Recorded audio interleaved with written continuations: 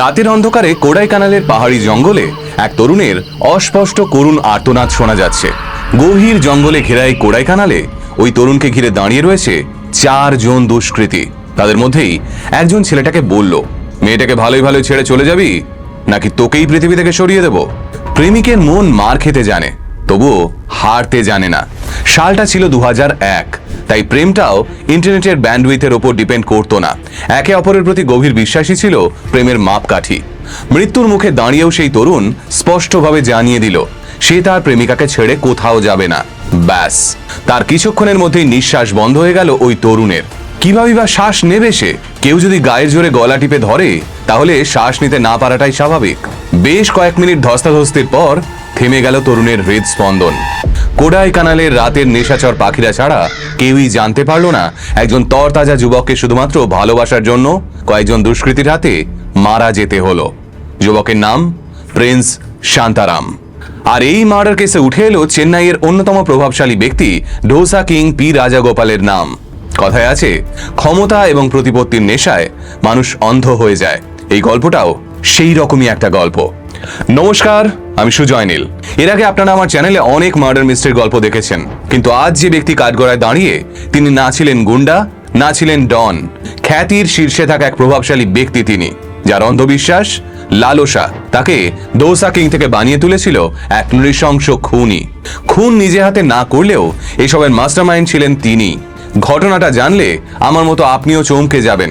তাহলে চলুন শুরু করা যাক আজকের ভিডিও, আর জেনে নেওয়া যাক ভারতের ডোসা কিং এর উত্থান ও পতনের গল্প, Kodaikanal murder case. 31 October 2001, 2 forest guard Murugasan এবং রামান অন্যান্য দিনের মতোই কোডাইকানাল হিল স্টেশনে পেট্রোলিং এ বেরিয়েছিলেন। তামিলনাড়ুর একটা সুন্দর হিল স্টেশন হলো এই কোডাইকানাল। এই কোডাইকানালের টাইগার চোলা ফরেস্টের মধ্যে দিয়েই রোজ টহল দেন ওই 2 ফরেস্ট গার্ড। এই জঙ্গল তাদের বাড়ির মতোই। জঙ্গলের প্রত্যেকটা কোণা হাতের তালুর মতোই চেনা। জঙ্গলে সামান্য কিছু পরিবর্তনও তাদের নজর এড়ায় না। প্রত্যেক দিনের মতোই রুটিন মাফিক তারা জীবজন্তুর গতিবিধি লক্ষ্য করছিলেন। চোরা চালানকারীরা জঙ্গলে ঢুকেছে কিনা সেদিকেও নজর রাখছিলেন মুরুগাসন এবং রামান। জঙ্গলের প্রত্যেকটা খুঁটিনাটি তথ্য নোট করে হেডকোয়ার্টারে পাঠানোই ওদের কাজ। কিন্তু সেই রাতটা ছিল আলাদা। হঠাৎই মুরুগাসনের চোখে পড়ল রাস্তার ধারে কিছু একটা পড়ে রয়েছে। কোনো জীবজন্তু মারা গেল নাকি? কিন্তু কাছে যেতেই পরিষ্কার হয়ে গেল ব্যাপারটা। ওটা কোনো জন্তু জানোয়ারের মৃতদেহ নয়, ওটা একজন মানুষের লাশ। মৃতদেহের গায়ে ছিল নীল চেক শার্ট, হাতে ঘড়ি। পোশাক দেখেই তারা বুঝলো এই লোকটা স্থানীয় নয়। মুরুগাসন তখনই ফোন করে ডেপুটি অফিসার সবটা জানালো। কিছুক্ষণের মধ্যে পুলিশ ঘটনাস্থলে পৌঁছলো। শুরু হলো তদন্তের কাজ। প্রাথমিক তদন্তেই ফরেনসিক টিম স্পষ্ট করে দিল এটা কোনো দুর্ঘটনা নয়, এটা একটা নৃশংস হত্যাকাণ্ড। মৃতদেহের গলার চারপাশে আঙুলের ছাপ এবং নখের দাগ স্পষ্ট। বোঝাই যাচ্ছিল এই তরুণকে গলা টিপেই খুন করা হয়েছিল। তদন্ত যত এগোতে থাকলো পুলিশ ততই বুঝতে পারলো এটা কোনো সাধারণ খুনের ঘটনা নয়। এর পিছনে লুকিয়ে রয়েছে এক দীর্ঘ ষড়যন্ত্র। কিন্তু তখনও তাদের কেউই জানতো না এই লাশকে কেন্দ্র করে উঠে আসবে ভারতের ডোসা কিং পি রাজাগোপালের নাম। এই কেসের তদন্ত কিন্তু প্রথম দিকে এতটাও সহজ ছিল না, কারণ তদন্ত তখনই শুরু হয় যখন লাশের শনাক্তকরণ সম্ভব। কিন্তু দেহটা কার? না আছে কোনো পরিচয়পত্র, না কোনো মিসিং রিপোর্ট। তদন্তে নেমে পুলিশ শেষমেশ লাশটি শনাক্ত করতে ব্যর্থ হয়। কেসটা প্রায় বন্ধই হয়ে যায়। কিছু স্যাম্পল রেখে দিয়ে লাশটিকে কোডাইকানালের জঙ্গলেই সমাধিস্থ করা হয়। এরপর 2 মাস কেটে যায়। হঠাৎ কোডাইকানাল পুলিশ এক মিসিং ডায়েরির সূত্র ধরে মৃত তরুণের পরিচয় পায়। আর এই মৃত তরুণের নাম ছিল প্রিন্স শান্তাকুমার। ঠিক সেই সময় সামনে আসে তার স্ত্রী জীবজ্যোতির হাতে লেখা 40 পাতার বিস্ফোরক অভিযোগ। অপহরণ, নির্যাতন এবং ঠান্ডা মাথায় খুনের চক্রান্ত, সবকিছু ডিটেইলড তথ্য ছিল জীবজ্যোতির লেখা ওই চিঠিতে। আর এই গোটা চিঠি জুড়ে যাকে দোষারোপ করা হয়েছিল তিনি ছিলেন হাজার হাজার চেন্নাইবাসীর কাছে একজন ভগবান। তার নাম ডোসা কিং পি রাজাগোপাল, সকলের প্রিয় আন্নাচি। এই আন্নাচি শব্দের অর্থ হলো বড় ভাই। পি রাজাগোপালের কাছে ক্ষমতা এবং প্রতিপত্তি কোনোটারই কমতি ছিল না। তিনি একজন সম্মাননীয় ব্যক্তিও ছিলেন। তাহলে কেন একজন স্ত্রী তার স্বামীকে হত্যা করার অভিযোগ আনলেন পি রাজাগোপালের বিরুদ্ধে? ঠিক কি ঘটেছিল আর ওই 40 পাতার রিপোর্টেই বা কি লেখা ছিল? সবটা জানতে হলে আমাদের পিছিয়ে যেতে হবে অতীতে। সালটা 1947। ভারতের স্বাধীনতার 10 দিন আগে, অর্থাৎ 5ই অগস্ট তামিলনাড়ুর একটা ছোট্ট গ্রামে পুনেয়াড়িতে নাদার সম্প্রদায়ের এক সাধারণ পরিবারে জন্ম নেন পিচাই রাজাগোপাল। নাদাররা বংশ পরম্পরায় তাড়ির ব্যবসা করলেও সময়ের সঙ্গে তারা স্টিলের বাসনপত্রের ব্যবসায় পোক্ত হয়ে উঠেছিল। তবে রাজাগোপালের পরিবার ছিল সেসবের বাইরে। তার বাবা সামান্য পেঁয়াজ বিক্রি করে কোনো মতে সংসার চালাতেন। অভাব এবং অনটন ছিল তাদের নিত্যদিনের সঙ্গী। তাই স্বাভাবিকভাবেই বেশি দূর পড়াশোনা হয়নি রাজাগোপালের। সংসারের দায়িত্ব সামলানোর জন্য ক্লাস 7-এই পড়াশোনায় ইতি টানতে হয় তাকে। এরপর ছোট বড় যা কাজ পেত তাই করত সে। দিন রাত পরিশ্রম করে বেশ কিছু টাকা জমানোর পর 1968 সালে রাজাগোপাল পা রাখল মাদ্রাজে, বর্তমানে যা চেন্নাই নামে পরিচিত। চেন্নাইয়ের কোডাম্বাক্কামে এসে রাজাগোপাল প্রথমে একটা ছোট্ট মুদিখানার দোকান দিলেন। দোকানের নাম দিলেন মুরুগান স্টোর। দেবতা মুরুগানের প্রতি ভক্তি থেকেই এই নাম রেখেছিলেন তিনি। আর তার স্টোরের স্লোগান ছিল কোয়ালিটি, হাই কোয়ালিটি।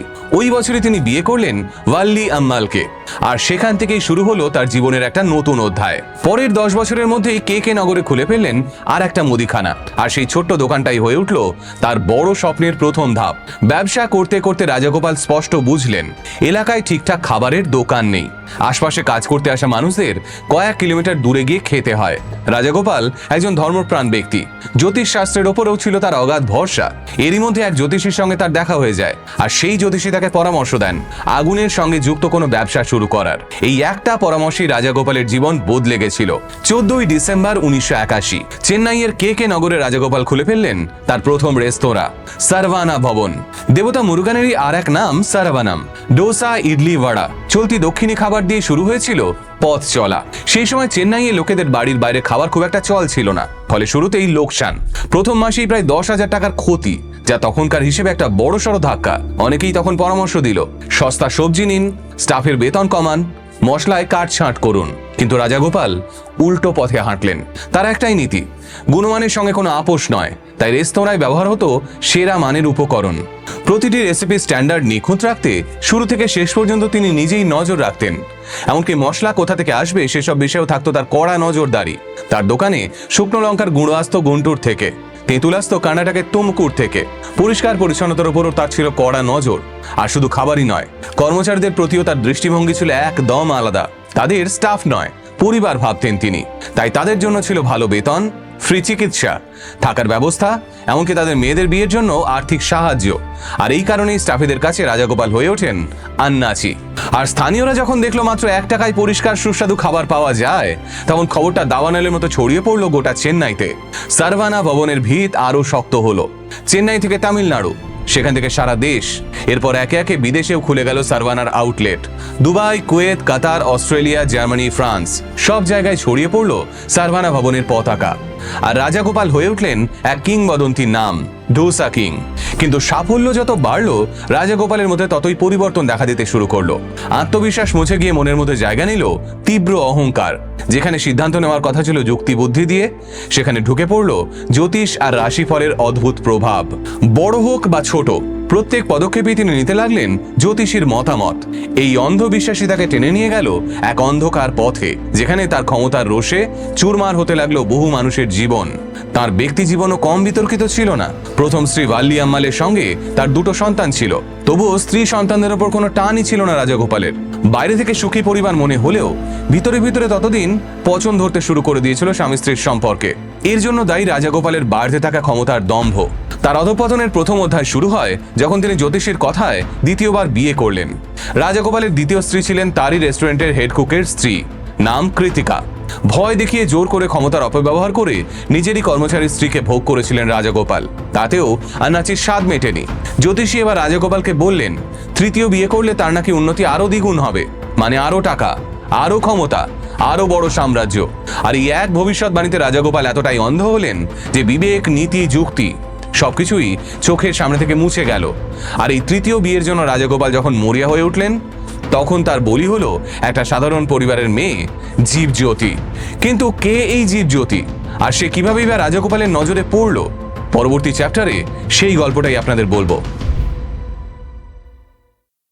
জীবজ্যোতির জন্ম চেন্নাই থেকে 400 কিলোমিটার দূরে তামিলনাড়ুর উপকূলবর্তী একটা ছোট্ট গ্রাম ওয়েদার নামে। জায়গাটা ছোট হলেও ইতিহাসের পাতায় ভীষণই গুরুত্বপূর্ণ এই গ্রাম। 1930 সালে গান্ধীজির ডান্ডি অভিযানের সমর্থনে সি রাজাগোপালচারীর নেতৃত্বে এখানেই দক্ষিণ ভারতের লবণ অভিযান হয়েছিল। সেই বেদারনিয়ামেই বাস করতেন রাজা স্বামী। সংসার বলতে স্ত্রী ভবানী আর 2 সন্তান জীবজ্যোতি এবং রামকুমার। পরিবারটি বেশ সচ্ছল ছিল, কিন্তু 90-এর দশকে বেদারনিয়ামে চিংড়ি চাষের বাড়বাড়ন্তের জেরে পুরো অঞ্চলের কৃষিজমি নোনা জলে ভরে যায়। ফলে মাঠের ফসল মাঠেই নষ্ট হয়, এমনকি খাবার জলও নোনা হয়ে যায়। এর ফলে রাজা স্বামীর আয়ের একমাত্র পথটাও আচমকাই বন্ধ হয়ে যায় আর বাড়তে থাকে দেনা। একসময় দেনার অঙ্ক 3 লক্ষ টাকা ছাড়িয়ে যায়। তখন তিনি বুঝলেন গ্রামে থাকলে আর বাঁচা যাবে না, তাই সবকিছু গুছিয়ে পরিবারকে নিয়েই চেন্নাই রওনা দিলেন তিনি। উদ্দেশ্য ছিল নতুন করে জীবন শুরু করা। চেন্নাইয়ে রামাস্বামীর এক আত্মীয় বাস করতেন, তার নাম দক্ষিণামূর্তি। এই দক্ষিণামূর্তি রামাস্বামীকে পরিচয় করিয়ে দিলেন পি রাজাগোপালের সঙ্গে। রাজাগোপালের সুপারিশেই রামাস্বামী সারভানা ভবনের কে নগর শাখায় একটি চাকরিও পেয়ে গেলেন। প্রথমে সাধারণ স্টাফ, পরে প্রমোশন পেয়ে হলেন অ্যাসিস্ট্যান্ট ম্যানেজার। কিছুদিনের মধ্যেই রাজাগোপাল তাদের জন্য বিনামূল্যে থাকার ব্যবস্থাও করে দিলেন। রাজাগোপালের এই মহানুভবতা দেখে রামাস্বামীর ভরসা এতটাই বাড়ল যে গ্রামের ভিটেমাটি বিক্রি করে পাওয়া 7.5 লক্ষ টাকা নিরাপদ বিনিয়োগের আশায় সরাসরি জমা রাখলেন রাজাগোপালের কাছেই। তখন রাজাগোপাল এতটাই প্রভাবশালী হয়ে উঠেছিলেন যে তিনি তার কর্মচারীদের ব্যাংকের থেকেও বেশি সুদ দিতেন। তাই সমস্ত কর্মচারীরাও নিজেদের সমস্ত টাকা আন্নাচির কাছেই জমা রাখত। রামাস্বামীও ভাবলেন, যখন সবাই রাখছে তারই বা রাখতে ক্ষতি কি। বিশ্বাস আরও পোক্ত হলো যখন রাজাগোপাল তাকে আশ্বাস দিলেন, শোনো, মাসে 6-7 হাজার টাকা সুদ পাবে, আর তোমার মেয়ের ভবিষ্যৎ সে দায়িত্ব আমার। রামাস্বামী ভাবলেন, এমন বড় লোক এবং দয়ালু মানুষ যখন পাশে আছেন তখন আর কিসের চিন্তা। কিন্তু তার সেই অন্ধবিশ্বাসী কাল হলো, আর এই ভুলের মাসুল গুনতে হলো গোটা পরিবারকে। এরই মধ্যে কেটে গেছে আরো কয়েকটা বছর। রামাস্বামীর পরিবার ততদিনে চেন্নাইতে পাকাপোক্তভাবে বাস করতে শুরু করেছেন। ভালো চাকরি, থাকার জায়গা, সব মিলিয়ে সুখের সংসার। রামাস্বামীর মেয়ে জীবজ্যোতিও ততদিনে পা দিয়েছে 15-এ। ফর্সা গায়ের রং, শান্ত স্বভাব, সুন্দর দুটো চোখ, যাকে এক কথায় বলে গ্ল্যামারাস। আর তামিল সমাজে ফেয়ার কমপ্লেকশন মানেই সৌন্দর্যের প্রধান মাপকাঠি। তাই আশপাশের সবার চোখেই জীবজ্যোতি ছিল অসাধারণ সুন্দরী, আর এই সৌন্দর্যই জীবজ্যোতির জীবনে অভিশাপ হয়ে দাঁড়িয়েছিল। এই সময়ে একদিন পি রাজাগোপালের নজর পড়ল জীবজ্যোতির ওপর। ধীরে ধীরে রাজাগোপালের সঙ্গে রামাস্বামীর পরিবারের যোগাযোগ বাড়তে লাগলো। কখনো তিনি রেস্তোরাঁয় এসে কাজের অজুহাতে কথা বলতেন, কখনো আবার নানান কারণ দেখিয়ে পুরো পরিবারকে নিজের অফিসে ডেকে পাঠাতেন। আর ঠিক এই সময় থেকে রাজাগোপালের কুনজর পড়ে জীবজ্যোতির ওপর। একসময় এই ভালো লাগা পরিণত হলো ভয়ানক আসক্তিতে। ততদিনে রাজাগোপালের দ্বিতীয় বিয়ে হয়ে গেলেও তার মাথায় ঘুরপাক খাচ্ছিল একটাই ভবিষ্যৎবাণী, জ্যোতিষীর বলা সেই তৃতীয় বিয়ে, আরও দ্বিগুণ উন্নতি আর 3 গুণ টাকা। আর এই তৃতীয় স্ত্রী হিসেবে রাজাগোপাল মনে মনে বেছে নিল জীবজ্যোতিকে। রাজাগোপাল কখনো সরাসরি কিছু বলেননি। তিনি প্রথমে উপকারের মোড়কে শুরু করলেন নিজের খেলা। রামাস্বামীর পরিবারকে দিলেন ভালো বাড়ি, বাড়তি বেতন, বিনামূল্যের চিকিৎসা, ছেলেমেয়ের পড়াশোনার খরচ আর বিনিয়োগের মোটা সুদ। অচিরেই পুরো পরিবার তার উপর নির্ভরশীল হয়ে পড়ল। আর সেই নির্ভরতাই অস্ত্র বানিয়ে রাজাগোপাল চাপ দিতে শুরু করলেন। জীবজ্যোতির দিকে অস্বাভাবিক আগ্রহ, রামাস্বামীকে বারবার আলাদা করে ডাকা, তার আচরণ ক্রমশ সীমা ছাড়াতে থাকায় পরিবারটার দম আটকে আসছিল। তখন জীবজ্যোতি কলেজে পড়ছে। তার ভাই রামকুমার বরাবরই অঙ্কে দুর্বল, তাই বাড়িতে পড়াতে আসতেন প্রিন্স শান্তকুমার। শান্তকুমার একজন শান্ত, ভদ্র, স্মার্ট যুবক। টিউশন পড়িয়ে সে তার নিজের খরচ চালায়। রামকুমারকে পড়াতে গিয়েই প্রথম আলাপ হয় জীবজ্যোতি এবং প্রিন্সের। পরিচয় থেকে ভালো লাগা, আর ভালো লাগা থেকে সম্পর্ক, সবটাই খুব স্বাভাবিক ছন্দে এগোতে থাকে। পরিবারের লোকজনও প্রিন্সকে পছন্দ করত। এই খবরটা কোনোভাবে রাজাগোপালের কানে যেতেই তিনি রাগে ফেটে পড়লেন। কারণ আন্নাচি যাকে ভবিষ্যৎ স্ত্রী হিসেবে ঠিক করে রেখেছেন, সে মেয়ে কি করে অন্য কারোর প্রতি ভালোবাসা দেখায়? যেভাবেই হোক জীবজ্যোতিকে নিজের দখলে রাখতে হবে। আর সেই উদ্দেশ্যেই প্রিন্সকে সরিয়ে দেওয়ার চেষ্টা শুরু হয় ধাপে ধাপে। কখনো রামাস্বামী চাকরি কেড়ে নেওয়া, তো কখনো তাদের দেওয়া বাড়ি ফিরিয়ে নেওয়া, আবার কখনো সরাসরি হুমকি। রাজাগোপালের আক্রোশে রামাস্বামীর সাজানো সংসার ভেঙে পড়তে থাকে। শেষ পর্যন্ত রামাস্বামীকে অপমান করে চাকরি থেকে বরখাস্ত করা হয়। বাধ্য হয়ে তাকে চেন্নাইয়ের বাইরে কাজ খুঁজতে যেতে হয়। পরিবার তখন একেবারে ভেঙে চুরে যায়। এই টানাপোড়েনের মধ্যেই জীবজ্যোতি ও প্রিন্সের সম্পর্কে অনিশ্চয়তা দেখা দেয়। একদিকে রাজাগোপালের ভয়, অন্যদিকে সমাজের চোখ রাঙানি। তবুও সবকিছুকে উপেক্ষা করে জীবজ্যোতি এবং শান্তকুমার শেষমেশ পালিয়ে বিয়ে করে 28 এপ্রিল 1998 সালে। কিন্তু যে সুখের আশা নিয়ে তারা নতুন জীবন শুরু করেছিল, রাজা গোপালের ছায়া সেই সুখকে খুব বেশি দিন টিকতে দেয়নি। শেষমেশ কিভাবে এই গল্পের মোড় কোডাইকানালের দিকে ঘুরলো সেটাই জানবো পরবর্তী চ্যাপ্টারে। গল্পের মোড় ঘুরল 2001 সালে। জীবজ্যোতি তখন নিজের ছোট্ট একটা ব্যবসা শুরু করার স্বপ্ন দেখছে। ব্যাংক থেকে লোন পাওয়া গেল না, আর তখনই সে সাহায্যের জন্য হাত বাড়ালো সেই মানুষটার দিকে যাকে একসময় পরিবারের সবাই আন্নাচি বলে বিশ্বাস করত, পি রাজাগোপাল। এটাই ছিল দুঃস্বপ্নের প্রথম দরজা। রাজাগোপাল সাহায্য করতে রাজি হলেন ঠিকই, কিন্তু বিনিময়ে চাপিয়ে দিলেন একটা অস্বাভাবিক শর্ত। 5টি শুক্রবার ভেলোরে গিয়ে তার গুরুদের নির্দেশে ক্রিয়াকর্ম করতে হবে, আর টাকা দেওয়া হবে কিস্তিতে। টাকার খুব দরকার, তাই বাধ্য হয়ে এইসব শর্তে রাজি হলেন জীবজ্যোতি। প্রতি শুক্রবার তাকে ভেলোরে যেতে হতো। অদ্ভুত সব পুজো, অস্বস্তিকর রীতিনীতি সবই মেনে নিতে বাধ্য হচ্ছিল জীবজ্যোতি। আর এর মধ্যেই আন্নাচি জীবজ্যোতির দিকে হাত বাড়ানোর চেষ্টা করছিল। প্রথম 2 শুক্রবারে হাতে আসে নগদ টাকা, তারপর পঞ্চম শুক্রবারে হাতে এলো 5 লক্ষ টাকার চেক। 23শে অগস্ট 2001 আন্নাচির দেওয়া 5 লক্ষ টাকা দিয়েই জীবজ্যোতি ও প্রিন্স খুলে ফেলল তাদের ছোট্ট একটা ট্রাভেল এজেন্সি।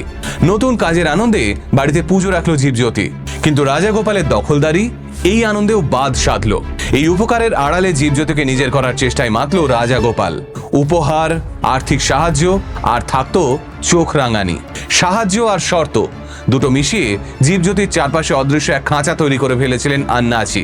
জীবজ্যোতিকে শ্বাস নিতে হলেও রাজাগোপালের পারমিশন নিতে হতো। এরপর হঠাৎ একদিন জীবজ্যোতি অসুস্থ হয়ে হাসপাতালে ভর্তি হয়। ঠিক এই বাহানায় হাসপাতালে গিয়ে পৌঁছলো রাজাগোপাল। সঙ্গে ছিল রাজাগোপালের নিজের ডাক্তার এবং কর্মচারীদের একটা দল। কোনো অনুমতি ছাড়াই তারা রিপোর্ট দেখলো, নানান পরীক্ষা করালো, এমনকি অন্য হাসপাতালে নিয়ে চলে গেল জীবজ্যোতিকে। জীবজ্যোতিকে চোখে চোখে রাখাই ছিল রাজাগোপালের একমাত্র উদ্দেশ্য। এরপর শুরু হলো আর এক নোংরা খেলা। প্রিন্সের জন্যই জীবজ্যোতি অসুস্থ। এই মিথ্যে অপবাদ রটিয়ে জোর করে প্রিন্সের HIV পরীক্ষা করানো হলো। মিথ্যে রিপোর্ট দেখিয়ে বলা হলো প্রিন্স HIV পজিটিভ, তাই ওর সঙ্গে থাকা বিপজ্জনক। সবই ছিল পরিকল্পিত মিথ্যাচার, যাতে তাদের দুজনকে আলাদা করে দেওয়া যায়। কিন্তু এতে কোনো লাভ হলো না। এত কিছুর পরেও যখন জীবজ্যোতি বাগে এলো না, রাজাগোপাল আর সহ্য করতে না পেরে ওই রাতেই জীবজ্যোতির বাড়ির সামনে গিয়ে অশ্রাব্য ভাষায় গালাগাল করতে থাকেন আর হুমকি দিতে থাকেন পুরো পরিবারকে। জীবজ্যোতির পরিবার পুলিশে ডায়েরি করার কথা জানালে রাজাগোপাল স্পষ্ট জানিয়ে দেন, আমি চাইলে পুলিশ কিনে নিতে পারি, সব আমার পকেটে। সেদিন রাজাগোপাল চলে যান, কিন্তু পোষা গুন্ডাদের জীবজ্যোতির বাড়ির সামনে পাহারায় রেখে যান। বিপদ দেখে প্রিন্স ও জীবজ্যোতি পালানোর চেষ্টা করে, কিন্তু ব্যর্থ হয়। রাজাগোপালের গুন্ডারা ওদের ধরে অশোকনগরের একটা গোডাউনে নিয়ে যায়। সেখানে প্রিন্সকে নির্মমভাবে মারধর করা হয় এবং ভয় দেখিয়ে বলা হয় জীবজ্যোতিকে ছেড়ে দিতে। সবকিছু রাজাগোপালের প্ল্যান মাফিকই চলছিল। এরপর এই গল্পে এন্ট্রি হয় নতুন চরিত্র ড্যানিয়েলের। ড্যানিয়েল ছিল রাজাগোপালের ম্যানেজার কাম পোষা গুন্ডা। প্রথমে সে খুব সহানুভূতি দেখায়, নরম গলায় কথা বলে, জীবজ্যোতি আর প্রিন্সের ভরসা অর্জন করে। সেই তাদের পরামর্শ দেয় পুলিশ কমিশনারের কাছে যেতে। ওদেরকে পালিয়ে যেতেও সাহায্য করে ড্যানিয়েল।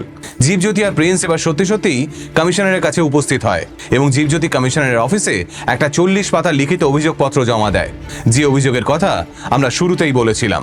কিন্তু থানায় অভিযোগের পর বাড়ি ফিরতেই দেখে তাদের বাড়ি ঘিরে দাঁড়িয়ে আছে রাজাগোপালের লোকজন। ড্যানিয়েল আবার তাদের আশ্বাস দেয় আর বলে, কয়েকদিন এখানেই থাকুন, আমি আপনাদের শহর ছেড়ে বেরোনোর ব্যবস্থা করে দেব। কিন্তু এটা ছিল আর একটা নতুন ফাঁদ। এরপর সাংবাদিকদের সঙ্গে দেখা করানোর কথা বলে তাদের হাইওয়ের ধারে ডেকে আনে ড্যানিয়েল। সেখানেই অপেক্ষা করছিল দুটো অ্যাম্বাসেডর, একটাতে ছিল গুন্ডারা, অন্যটাতে রাজাগোপাল। এরপর ড্যানিয়েল জ্যোতি এবং প্রিন্স দুজনকেই তুলে দেয় রাজাগোপালের হাতে। প্রিন্সকে তোলা হয় একটা আলাদা গাড়িতে, আর জীবজ্যোতিকে একটা অন্য গাড়িতে তুলে এক তান্ত্রিকের কাছে নিয়ে যায় ওরা। গাড়িতে ওঠানোর সময় জীবজ্যোতিকে বলা হয় পিছনের গাড়িতে প্রিন্স রয়েছে, অথচ পিছনে আর কোনো গাড়ি ছিল না। এরপর আর দেখা হয়নি এই দুজনের। জীবজ্যোতিকে এক তান্ত্রিকের আশ্রমে নিয়ে যাওয়া হলে সেই তান্ত্রিক জীবজ্যোতিকে বলেন, তোমার মাথায় প্রিন্সের ভূত আছে, তা তাড়াতে হবে। আর এরপরেই শুরু হয় অদ্ভুত সমস্ত রিচুয়াল। আর অপরদিকে প্রিন্সকে আলাদা করে নিয়ে যাওয়া হয় কোডাইকানালের পাহাড়ি জঙ্গলে, যে কথা শুরুতেই বলেছি। সেখানে প্রথমে গাড়িতে নামানো হয় প্রিন্সকে, আর শেষবারের মতো তাকে বলা হয় সে জীবজ্যোতির জীবন থেকে সরবে কিনা। কিন্তু প্রেমিক মানুষের মন কি এত সহজে হার মানে?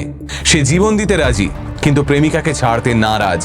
এরপরই রাজাগোপালের লোকজন শ্বাসরোধ করে নির্মমভাবে হত্যা করে প্রিন্সকে, আর বডিটা ফেলে দেয় খাদে। রাজাগোপালের লোকজন ভেবেছিল কেউ আর প্রিন্সের মৃতদেহ খুঁজে পাবে না। কিন্তু সব পাপী একদিন না একদিন ধরা পড়ে যায়।